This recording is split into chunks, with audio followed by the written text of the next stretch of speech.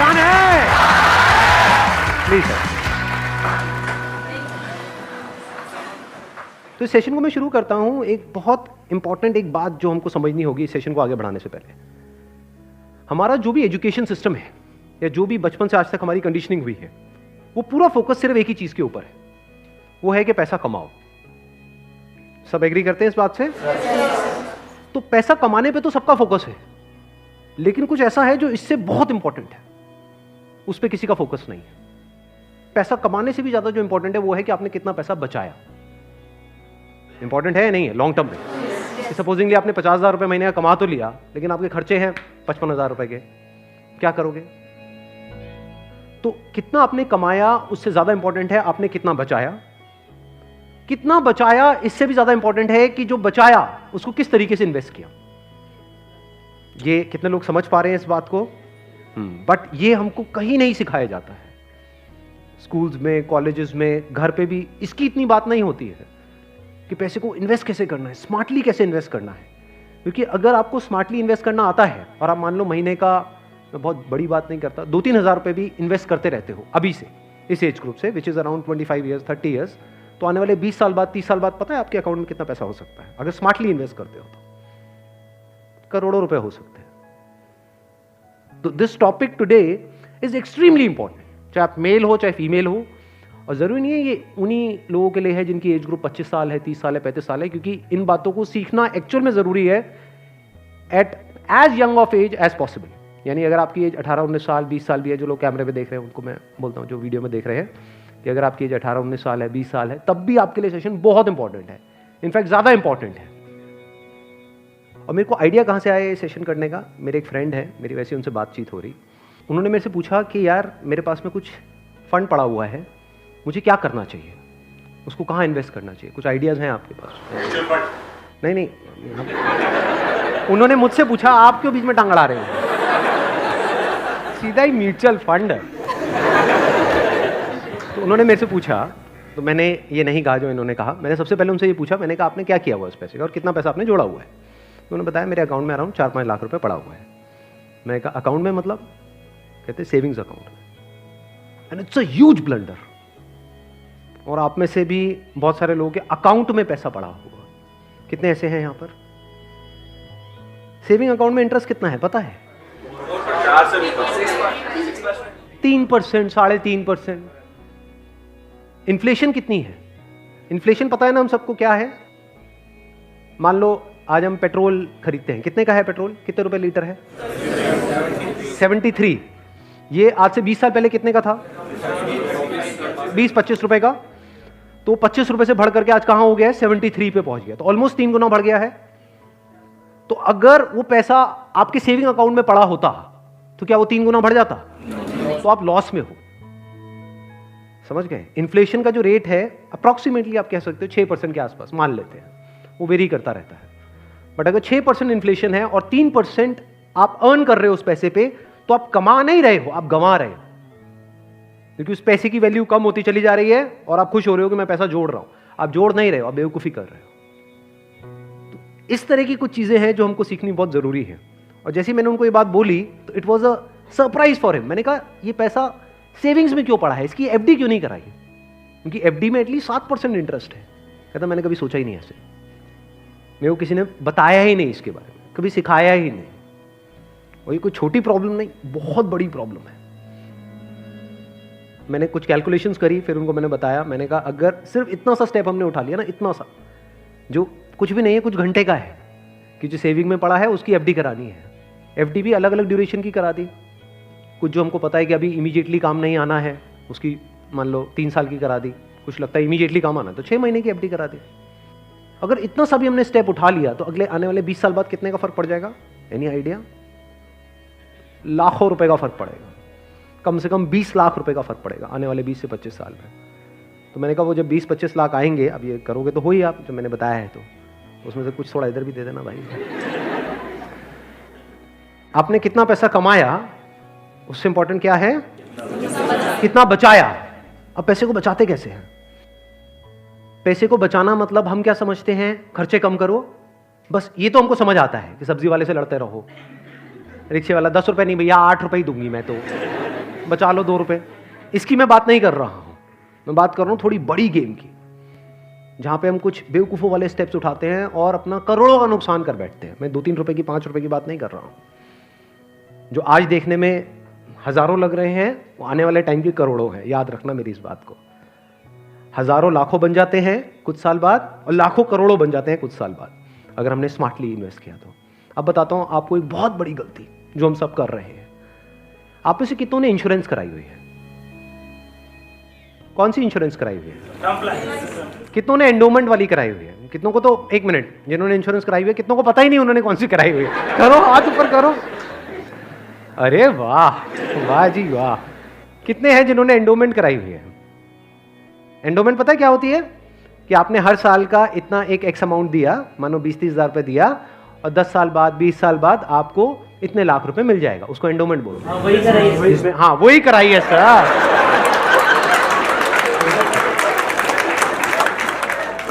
क्या sir endowment पेंडोमेंट बोलते हैं? सीधी बात करो ना। इंश्योरेंस का मतलब लोग यही समझते हैं इंडिया में कि हर साल का इतना पैसा जाना है, इतना प्रीमियम जाएगा, 20,000, 30,000, 40,000, और 20 साल बाद आपको इतने लाख रुपए मिल जाएगा। मान लो 20 लाख रुपए मिल जाएगा, जो सुनने में बड़ा अट्रैक्टिव लगता है। बेवकूफों वाला स्टेप है ये। कितनों ने टर्म इंश्योरेंस कराई हुई है? हार्डली 3 या 4 या 5 लोग। कमाल जी कमाल। देख लो कितना बड़ा ब्लंडर है ये अभी आप सपने में भी नहीं सोच सकते। और ये आपको कोई नहीं बताएगा, ना कोई बैंक वाले बताएंगे, ना कोई इंश्योरेंस एजेंट बताएगा, ना आपका कोई दोस्त बताएगा, क्योंकि जब पैसा बीच में आ जाता है तो यारी दोस्ती सिर्फ नाम की होती है। दारू पी रहे हो, ओ तुम मेरा भाई है, मैं तेरे साथ में कभी कुछ गलत नहीं कर सकता, ले तू एंडोमेंट करा, ओ तू मेरे पे छोड़ दे यार। और आपको पता ही नहीं आपका कितना बुरी तरीके से कटा है। तो अब ध्यान से समझना, ये जो टर्म इंश्योरेंस है ये आपको कराने के लिए कोई नहीं बोलेगा। क्यों? क्योंकि इसमें जो इंश्योरेंस एजेंट है उसको पैसा ना के बराबर मिलेगा। जो एंडोमेंट प्लान्स होते हैं, जो यूलिप्स होते हैं, उसमें उनको अच्छा खासा कमीशन मिलता है, कुछ केसेस में 30% तक भी मिलता है। अगर आपने मानो 20,000 की इंश्योरेंस कराई तो 30% कट गया आपका।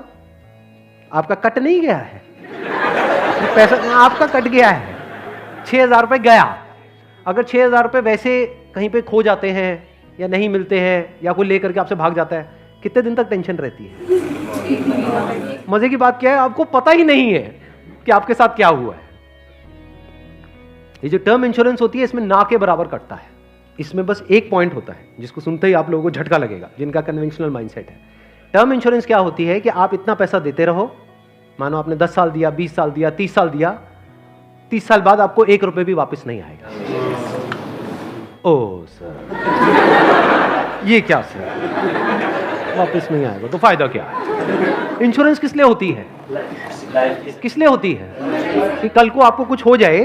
ये बेसिक सी बातें बता रहा हूं आपको, ये नहीं पता है लोगों को। अभी देख लो कितनों ने हाथ उठाया था। बेसिक सी बात समझो, इंश्योरेंस का जो मतलब होता है वो होता है कि अगर आपको कुछ हो गया तो आपकी फैमिली को इतना पैसा मिल जाए कि उनको टेंशन ना हो। मान लो आप अर्निंग मेंबर हो फैमिली में, आप महीने का मान लो 30,000 कमा रहे हो, 40,000 कमा रहे हो, तो इंश्योरेंस का मतलब क्या है कि अगर आपको कुछ हो जाए तो आपकी फैमिली को इतना पैसा मिलना चाहिए कि उनके पास 40-50 हज़ार रुपये आता रहे। ये जो पॉलिसीज होती हैं, एंडोमेंट, यूलिप और ये सब जितनी भी होती हैं, इसमें कवर बहुत कम होता है। कवर का मतलब समझते हैं हम? कवर मतलब लाइफ कवर, जितने की कवरेज हुई है। कि अगर आप मानो 50,000 का प्रीमियम दोगे तो आपको कवरेज मिलेगी, अलग अलग प्लान में अलग अलग होती है, मान लो 10 से 20 लाख रुपए की।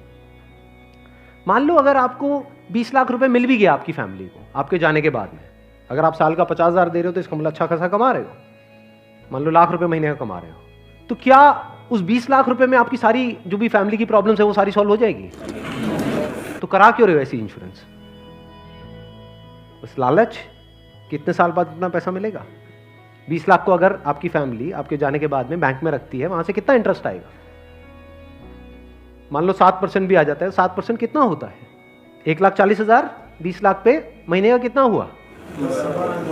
12,000 रुपये महीना। चलो 1 लाख भी हटा देते हैं। अगर आपकी सैलरी 50,000 थी तो क्या 12,000 रुपये महीना बहुत है आपके लिए, आपकी वाइफ के लिए, आपके बच्चों के लिए, आपके मदर फादर के लिए, सबके लिए बहुत है? बिल्कुल।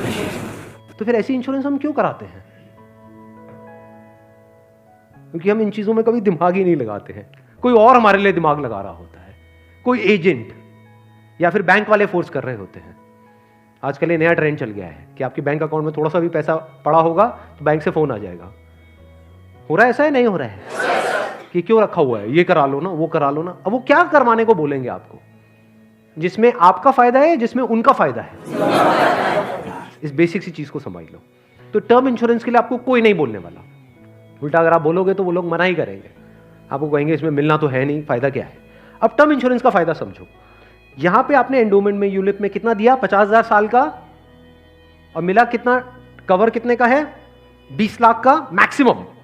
कई कई केसेस ऐसे भी हैं जहां पे 50,000 आपने दिया और 10 लाख का कवर है। 10 लाख रुपए कुछ भी नहीं है अगर कुछ आपको हो जाता है तो। अब वहां पर क्या है? 10,000 रुपए आप देते हो साल का, और कवर कितना है? 1 crore. 1 crore approximately, depends upon the age. But 1 crore का आपको कवर मिला। 10,000 रुपए आपने साल का दिया, 1 करोड़ अगर उन्होंने बैंक में भी रखा तो कितना आया? 7 लाख रुपए साल का आया। महीने का कितना हुआ? अराउंड 60,000। बहुत है। अगर आप 50,000 रुपए कमा रहे हो, बल्कि 10,000 ज्यादा दे दिए। अगर आप मैं वही बोलने ही वाला था कि अगर आप जरूरत से ज्यादा लड़ते हो घर में तो आपके घर वाले खुश होंगे। चलो एक काम तो अच्छा किया जिंदगी में। तो अगर आपका बजट 50,000 का है इंश्योरेंस कराने का, तो 10,000 आपने कराई टर्म इंश्योरेंस, बिना ये सोचे कि मेरे को वापस कितना मिलेगा, क्योंकि वापस मिलने के लिए इंश्योरेंस नहीं है। इंश्योरेंस है लाइफ कवरेज के लिए। टर्म इंश्योरेंस मतलब क्या? कि आप उतना ही पैसा दे रहे हो जितने का आपको लाइफ कवर चाहिए। सिंपल। मान लो आप लाख रुपए महीने का कमा रहे हो, तो आपको कितने की पॉलिसी चाहिए? 2 करोड़। 2 करोड़ की। 2 करोड़ के लिए कितने का प्रीमियम जाएगा साल का? 20,000 रुपए। बस, इससे ऊपर 1 रुपए भी देना इलॉजिकल है। इसको बोलते हैं पैसे को बचाना। और वैसे अगर आपको 2 करोड़ की कवर चाहिए एंडोमेंट पॉलिसी में, तो कितने का प्रीमियम देना पड़ेगा साल का? 10 से 20 लाख रुपए साल का आपको प्रीमियम देना पड़ेगा। मतलब जितना कमा रहे हो उससे ज्यादा देना पड़ेगा। समझ गए क्या हो रहा है? जो कमा रहे हो वो सारा इंश्योरेंस में ही जाएगा, तब जाकर के एक ढंग का कवर मिलेगा आपको। जब मैंने भी अपने घर में बात करी टर्म इंश्योरेंस कराने की अपनी, तो उन्होंने सबसे पहली चीज यही पूछी, मेरे जो फादर है, कि ठीक है ये तो समझ आता है कि इतना पैसा जा रहा है, 20 साल बाद कितना मिलेगा? मैं कुछ नहीं मिलेगा। मैं कहा हाँ अगर कुछ हो गया तो मिलेगा। कहता अरे नहीं नहीं बेटा ये क्या बात कर। मैं कहा इसीलिए होती है इंश्योरेंस पॉलिसी, मिलेगा। इस तरह से आप ज्यादा से ज्यादा कवर ले सकते हैं। Health insurance sir? Health insurance is must. आज के टाइम में बहुत जरूरी है। नहीं तो होगा क्या? आपने पैसा बचाया, मान लो बहुत एफर्ट किया, बहुत मेहनत करी, पता नहीं क्या क्या करा, और एक एक्स अमाउंट आपने बचा भी लिया। 10 साल 20 साल काम करके मान लो 10-20 लाख रुपए आपने बचा लिया, किसी तरीके से सेव कर लिया। और अगर कोई बीमारी हो गई तो कितनी देर लगेगी उस पैसे को खत्म होने में? हफ्ता, 10 दिन, 15 दिन। कितने लोग प्रैक्टिकली मेरी इस बात से रिलेट कर पा रहे हैं? सब कर पा रहे हैं। और कितनों ने हेल्थ इंश्योरेंस कराई हुई है? रिलेट सारे कर पा रहे हैं, लेकिन हार्डली आधे लोग ऐसे हैं जिन्होंने एक्चुअल में अपनी हेल्थ इंश्योरेंस कराई हुई है। और हेल्थ इंश्योरेंस भी मुझे लग रहा है ज्यादातर ने तो नाम के लिए करा रखी होगी। कितना कवर है? क्योंकि अगर आप कवर ज्यादा भी लेते हो तो प्रीमियम आपको बहुत ज्यादा नहीं देना पड़ता है, मार्जिनली एक्स्ट्रा होता है। उसमें आपकी पूरी फैमिली कवर हो जाती है। मतलब आप, आपकी वाइफ, आपके बच्चे सारे कवर हो जाते हैं। इसको आप हेल्थ इंश्योरेंस कहो, मेडिकल इंश्योरेंस कहो, मस्ट है ये होनी ही चाहिए। ज्यादातर ऐसे केसेस में क्या होता है, जिन्होंने कोई हेल्थ इंश्योरेंस अपनी नहीं कराई होती है, क्योंकि अब छोड़ तो सकते नहीं उस पर्सन को जो हमारे साथ में है, या खुद अगर कुछ हो गया तो अब अपने आप को ये तो नहीं कह सकते कि हाँ मर दें। तो ऐसे में क्या होता है, एक तो सेविंग्स आपकी खत्म होती है बड़ी तेजी से, दूसरा क्या खत्म होता है, और क्या होता है? लोन लेना पड़ेगा, उधार लेना पड़ेगा। उस उधार को चुकाने का मतलब क्या है कि आप कभी जिंदगी में दोबारा सेव कर ही नहीं सकते। समझ रहे हो ये प्रॉब्लम कितनी बड़ी है और कितनी कॉम्प्लिकेटेड है ये, कि मतलब जिंदगी में कभी आप पैसा जोड़ ही नहीं पाओगे, क्योंकि जो कमाओगे अब वो सारा उधार चुकाने में लगता रहेगा। या तो आप लोन लोगे बैंक से, या अपने किसी दोस्तों से, यहां से वहां से, जिससे भी लोगे। अगर नहीं दोगे उनको वापस तो दोस्ती खराब करोगे। और एक और जब बात यहां तक आई है तो एक और चीज, एक और गलती हम करते हैं, we want to make quick money. उससे हमेशा बच करके रहो। जहाँ भी क्विक मनी की बात हो रही हो, भैया इतना पैसा लगा दो, इतने टाइम में इतना पैसा मिल जाएगा, ये हो जाएगा वो हो जाएगा, वहाँ से भाग जाओ, उल्टे हो जाओ और भाग जाओ वहाँ से, रुकना मत गलती से भी। ऐसी बहुत सारी स्कीम्स चल रही हैं मार्केट में, अनलिमिटेड, और करोड़ों लोगों ने अपने पैसे गंवाए हैं इन चक्करों में। अब आते हैं एक दूसरे एस्पेक्ट पे कि चलो हमने स्मार्टली पैसे को जोड़ा। कब जोड़ा? जब फालतू की जगह पे हमने पैसे को ब्लॉक नहीं किया। जैसे अगर आपने कोई एंडोमेंट प्लान ले लिया इंश्योरेंस का, जहां पे आपका साल का 50,000 रुपये जा रहा है, तो 50,000 रुपये तो आपका ब्लॉक हो गया अगले 20 साल के लिए। समझ गए ना? तो हमने वहां पे स्मार्टली प्ले किया, टर्म इंश्योरेंस कराई, वहां से पैसा बचाया। तो अभी जो पैसा बचा, इसका हम क्या करें? क्या सेविंग अकाउंट्स में पड़ा रहने दें? No use. वो आपका पैसा बढ़ नहीं रहा है, एक्चुअल में कम हो रहा है। वहां पे जो आपके पैसे पड़े हुए हैं वो 10 साल बाद और कम हो जाएगी उसकी वैल्यू। तो करना क्या चाहिए? इतना पैसा जितना आपको लगता है कि यार मेरे को इमीडिएटली जरूरत पड़ सकती है, वो कितना है? जितना आपके महीने के खर्चे हैं, इंटू 6 कर दो। वो पैसा है जो आपको कभी भी जरूरत पड़ सकती है। तो उस पैसे की आपने एक 6 महीने की एफडी करा दी। और एक बहुत अच्छा ऑप्शन अवेलेबल है हमारे पास में, वो है म्यूचुअल फंड्स। म्यूचुअल फंड्स पता है सबको क्या है? कितनों ने ऑलरेडी इन्वेस्ट किया हुआ है म्यूचुअल फंड्स में? बहुत कम लोगों ने। क्यों नहीं किया हमने इन्वेस्ट? पता ही नहीं है। नंबर 1 करेक्ट इंफॉर्मेशन नहीं है। नंबर 2 हम डरते हैं, हमें लगता है म्यूचुअल फंड भी कोई स्कीम है कि पैसा इकट्ठा किया और कल को अगर भाग गए या बंद हो गया तो पता नहीं क्या होगा। ये पैसा आपका 100% सेफ है, because it is regulated by SEBI. तो यहां पे डरने की जरूरत नहीं है कि मेरा पैसा चला जाएगा, बस हमको यहां पे स्मार्टली प्ले करना पड़ेगा। So what we need to do is, एक तो आपने अपने 6 महीने का जो अपना कॉर्पस है उसको अलग कर दिया, यानी जो पैसा आपको चाहिएगा उसकी आपने एफडी करा दी, इंश्योरेंस वगैरह को प्लान कर लिया अच्छे से। फिर जो पैसा आपका बचा उसमें आप इन्वेस्ट कर सकते हो through SIP, systematic investment plan.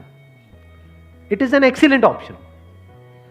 Never try to get into stocks directly अगर आपको बहुत ही डीप नॉलेज नहीं है शेयर मार्केट की। तो हाँ, you are qualified in that और आपका काम ही वही है, तब तो ठीक है। बट किसी की सलाह सुनी कि यार, या कोई कहानियां सुनी कि ये शेयर पहले इतने का था अब इतने का हो गया, सुनी होंगी ऐसी कहानियां। Never invest in stocks directly, क्योंकि कुछ नहीं पता कि वो कंपनी का क्या होने वाला है। हो सकता है आपका 100 रुपये आपने पूरा जो भी आपने जोड़ा या 1 लाख रुपए आपने जोड़ा और किसी के एडवाइस पे आपने उठा करके लगा दिया, वो 1 लाख रुपए 10,000 भी रह सकता है कुछ टाइम के अंदर, पता भी नहीं लगेगा। कहते हैं ना, never put all your eggs in the same basket, in one basket. तो अब करें क्या? क्योंकि ये प्रॉब्लम क्या है, इन्फ्लेशन अगर है 6% का और एफडी में आपको मिल रहा है 7%, तो अल्टीमेटली आप कितना कमा रहे हो? 1%। 1% से क्या होगा? करोड़पति बन जाओगे? इम्पॉसिबल। तो आप क्या कर सकते हो, अपना आधा पैसा सेफ जगह पर रखो। सेफ जगह क्या है? एफडी हो गया। एफडी में भी एक और चीज है जो बहुत लोगों को नहीं पता है। वो क्या है कि ऐसे, एक तो है बैंक में आप एफडी कराते हो, एक है कुछ कंपनीज है जो क्रिसिल से या इकरा से, ऐसे ये कुछ ऑर्गेनाइजेशंस हैं, वहां से AAA रेटेड है। AAA रेटेड का मतलब होता है highly secure, as secure as a bank.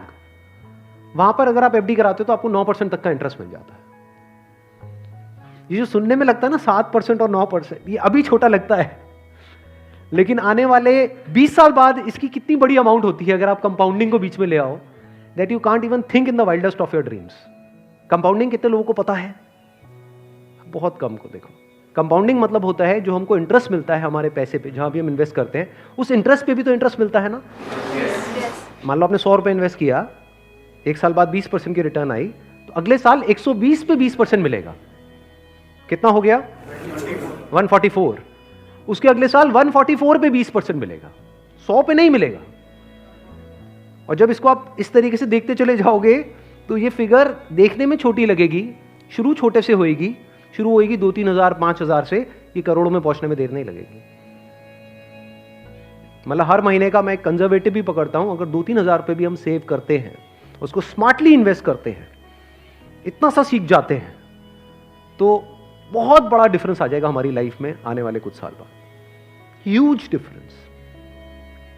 तो आपको दिमाग ये लगाना है कि लॉन्ग टर्म में बेस्ट पॉसिबल ऑप्शंस क्या क्या अवेलेबल है। जैसे आप में से कितने हैं जो मैरिड हैं और जिनकी कोई डॉटर है? तो एक गवर्नमेंट की तरफ से एक स्कीम है सुकन्या योजना करके, सुना है इसके बारे में? That is an excellent investment option, government की तरफ से सब्सिडाइज्ड है वो। तो वहां पे आप एक्सपेक्ट कर सकते हो 9% की रिटर्न जो गवर्नमेंट की तरफ से मिल रही है आपको, और हर साल का आपके ऊपर है आपको कितना इन्वेस्ट करना है। हाईएस्ट लिमिट 1.5 लाख की है, बट आपके ऊपर है। किसी साल में आपने 10,000 कर दिया, कभी 20,000 कर दिया, ऐसे आप करते रहे over a period of next 15-20 years. उसके बाद में एक बहुत बड़ा कॉर्पस उसको मिलेगा अपने एजुकेशन के लिए या किसी भी चीज के लिए, फ्यूचर के लिए। इसको बोलते हैं स्मार्ट इन्वेस्टमेंट। पैसे से पैसा कैसे कमाना है, ये एक बहुत बड़ी आर्ट है, क्योंकि ये जिसको आती है और अगर उसकी कमाई कम भी है तब भी वो आने वाले 20-30 साल बाद बिल्कुल ऐसा है जैसे कछुआ और खरगोश की कहानी। इमीडिएटली नहीं, मान लो कोई बंदा है 50,000 रुपए कमा रहा है लेकिन वो स्मार्टली इन्वेस्ट कर रहा है। दूसरी तरफ से कोई बंदा है जो 1 लाख रुपए महीने का कमा रहा है लेकिन ना तो ढंग से पैसा बचा रहा है ना समझदारी से इन्वेस्ट कर रहा है। तो आने वाले 20-30 साल बाद ये जो 50,000 वाला है ये उससे बहुत आगे होगा, ये करोड़ों में होगा, और उस बंदे के हाथ में कुछ भी नहीं होगा। वो हो सकता है डेट में होगा, मतलब उसके ऊपर कर्जा होगा, और ये बंदा ऐसा होगा जो कर्जा देने लायक पोजीशन में होगा। ऐसा भी हो सकता है, ये अगर हम बेसिक से फंडों को समझते चले जाएं तो अब ध्यान से समझना। अब यहां पर हम कहां तक पहुंच गए थे? SIP is an excellent option. SIP का मतलब होता है कि आपने अपना एक अमाउंट फिक्स कर लिया, हर महीने का इतना अमाउंट तो एसआईपी में देना ही देना है म्यूचुअल फंड में। अब म्यूचुअल फंड कैसे चूज करें? हजारों म्यूचुअल फंड है। लार्ज कैप इक्विटी फंड को पकड़ो, वो भी कुछ वेबसाइट्स है जैसे मनी कंट्रोल है, वैल्यू रिसर्च है, वहां पर जाकर के देखो उन फंड्स की रेटिंग कम से कम 4 से 5 स्टार होनी चाहिए। कोई ऐसा फंड है उसकी 1 या 2 स्टार की रेटिंग है, मत करो उसमें। बल्कि ऐसा फंड होना चाहिए जो हर वेबसाइट पे 4 या 5 स्टार की रेटिंग हो। अब आपने क्या किया कि हर महीने का अपना एक अमाउंट फिक्स कर लिया, दैट कुड बी एनीथिंग, 1,000 रुपए, 2,000 रुपए, 3,000 रुपए, 4,000, 5,000, what ever that amount is. SIP के थ्रू ऑटोमेटिकली इतना अमाउंट आपके अकाउंट से डेबिट होता चला जाएगा over a period of next 10 years, 20 years, 30 years. अभी स्मार्ट इन्वेस्टमेंट क्यों है? एक तरफ से मैं इंश्योरेंस के लिए मना कर रहा था, इसके लिए स्मार्ट क्यों है? क्योंकि यहां पे आपका पैसा नहीं कट रहा है, जो पैसा आप लगा रहे हो पूरा का पूरा इन्वेस्ट हो रहा है। इसमें भी 2 ऑप्शन है, एक आप ब्रोकर के थ्रू जा सकते हो, एक है डायरेक्ट जा सकते हो। तो वहां पे आपका 1% और बच जाएगा। मान लो टोटल 1.5% कटना था हर साल का, तो अब कितना कटेगा? सिर्फ 0.5%। अभी 1% सुनने में छोटा लगता है, but over a period of 20-30 years ये लाखों रुपए का होता है। मतलब डिसीजन लेने में कुछ मिनट्स लगते हैं इन बातों को समझने में, लेकिन आने वाले टाइम में यही फर्क होगा कि आपके अकाउंट में लाखों है, करोड़ों है, क्या है। अच्छा, म्यूचुअल फंड क्यों और स्टॉक्स क्यों नहीं? क्योंकि स्टॉक्स में आप 1 या 2 या 4 में इन्वेस्ट कर रहे हो, म्यूचुअल फंड जो है वो डिवाइड कर देते हैं। वो मान लो 50 में उन्होंने इन्वेस्ट कर दिया, तो अब अगर उसमें से एक कंपनी बंद भी हो गई तब भी प्रोपोर्शनेटली जो आपने इन्वेस्टमेंट करी है उसमें उसका परसेंटेज क्या था? मान लो 2%, तो आपका 100 रुपए 98 रह गया, बस इतना ही हुआ। अब मार्केट में सबसे बड़ा डर लोगों को यह होता है जो म्यूचुअल फंड में नहीं इन्वेस्ट करते हैं कि कल को नीचे आ गया तो क्या होगा, क्योंकि नीचे आने की कोई लिमिट नहीं है। एफडी में यह है कि नीचे नहीं आएगा, इंटरेस्ट कम हो सकता है, नीचे नहीं आएगा। तो म्यूचुअल फंड में लोग नीचे आने के नाम से डरते हैं, ऊपर जाने में कोई डर नहीं है। अगर गारंटी मिल जाए कि भैया साल का इतना % तो आना ही आना है और आता ही रहेगा जिंदगी भर, तो कोई डर ही नहीं है, फिर तो सारे लगा देंगे। बट कोई गारंटी नहीं है ना, और नीचे भी जा सकता है। तो अगर कुछ ऐसा हो जाए कि अगर म्यूचुअल फंड नीचे भी जाए तब भी आपका फायदा हो जाए, तो प्रॉब्लम सॉल्व हो गई ना। ये मेरी अपनी स्ट्रैटेजी है, ये कोई किसी बुक में नहीं है या कोई थ्योरी नहीं है, ये मेरी अपनी स्ट्रैटेजी है, वो मैं आप लोगों के साथ में शेयर कर रहा हूँ। तो आपको क्या करना है, मोटा मोटा स्टॉक मार्केट को ट्रैक करना है। हफ्ते में एक दिन देख लो कि अभी कितने पे चल रहा है। मान लो एक पीक है, पीक अभी मान लो 40,000 है, अभी मार्केट चल रहा है अराउंड कितना? 37 के अराउंड चल रहा है। तो मेरी स्ट्रैटेजी क्या है, जैसे ही मार्केट 20% से नीचे गिर जाए कि मार्केट की ये पीक है, मान लो 40,000 है, अब मार्केट 30,000 पे आ गया है, तो आपने क्या किया? पहले इन्वेस्ट किया हुआ था एसआईपी में, लार्ज कैप्स में, आप इमीडिएटली जैसे ही मार्केट 30 पे आई आप स्विच कर गए मिड कैप में, not even in small cap, mid cap. अब ऐसा क्यों किया? क्योंकि जब मार्केट 20% टूटेगा, सेंसेक्स का मतलब लार्ज कैप्स जो बड़ी कंपनीज हैं, जब मार्केट 20% टूटेगा यानी बड़ी कंपनीज के जो शेयर्स हैं वो 20% से टूटेंगे, तो जो छोटी कंपनीज हैं उनके शेयर्स 50 से 60%, 70% तक टूट जाएंगे। तो जब वो 60% टूटा तो 100 की चीज आपको कितने में मिल गई? 50 में या 40 में। तो जब मार्केट नीचे भी गया तो आपका फायदा हो रहा है। ये स्ट्रैटेजी समझ आ गई? वापस से जैसे ही मार्केट जो भी लास्ट उसकी पीक थी, मान लो 40,000, उससे 20% ऊपर गया तो मिड कैप से आप स्विच कर गए वापस से लार्ज कैप में। ये स्ट्रैटेजी जो है ये मैंने सीखी है वॉरेन बफे से। उनका जो बेसिक सा फंडा है, मतलब अगर एक लाइन के अंदर बोला जाए, वो क्या है कि जब मार्केट बहुत ज्यादा ग्रीडी हो तो डरो, और जब मार्केट डरा हुआ है तो ग्रीडी हो जाओ। बेसिक सा फंडा है। मतलब जब सब डरे हुए हैं तो थोड़े से लालची हो जाओ, और जब सब लालची हो रहे हैं, मतलब मार्केट ऊपर भाग रहा है, तो डरने लग जाओ। तो लार्ज कैप में डर कम है, मिड कैप में डर ज्यादा है। तो जैसे ही मार्केट नीचे जाएगा मिड कैप को सब छोड़ देंगे, उस वक्त आप उसको पकड़ लोगे। तो अब चाहे मार्केट ऊपर उठे तब भी आपका फायदा है, नीचे गिरे तब भी आपका फायदा है। आप वेट कर रहे हो, मैं आज एक्चुअल में वेट कर रहा हूं। लोग हैं डरते हैं, जो म्यूचुअल फंड में इन्वेस्ट करते हैं, स्टॉक्स में इन्वेस्ट करते हैं, लोग डरते हैं कि मार्केट नीचे ना आ जाए, मार्केट ऊपर। मैं वेट कर रहा हूं, जाए तो सही नीचे। समझ गए? क्योंकि लार्ज कैप टूटेगा 20%, तो मिड कैप टूट जाएगा 60%। तो मेरा 100 रुपए लगा हुआ था तो 80 रह जाएगा, उस 80 को उठा करके मैं मिड कैप में डाल दूंगा, फिर आराम से बैठ जाऊंगा कुछ सालों के लिए। जैसे ही मार्केट ऊपर जाएगा, मतलब लोग लालच से तड़प रहे हैं, तब जैसे ही 20% ऊपर गया, मान लो 48,000 पे गया, मिड कैप से हट करके मैं आ जाऊंगा लार्ज कैप में, वापस से सेफ हो गया। अब जो नया पीक बन गया वो क्या बन गया? 48,000। आज की रेट में क्या है? 40,000। अब 48,000 पे 2020 चलेगा। आ गया गेम समझ में? तो यहां से आप पीसफुल हो, नहीं तो लोग डरे ही रहते हैं, म्यूचुअल फंड के नाम से डरते हैं। क्यों डरते हैं? अरे कम हो रहा है, कम हो रहा है, कम हो रहा है। कम हो रहा है तो बढ़िया है, तब भी आपका फायदा है, और बढ़ रहा है तो फायदा है ही है।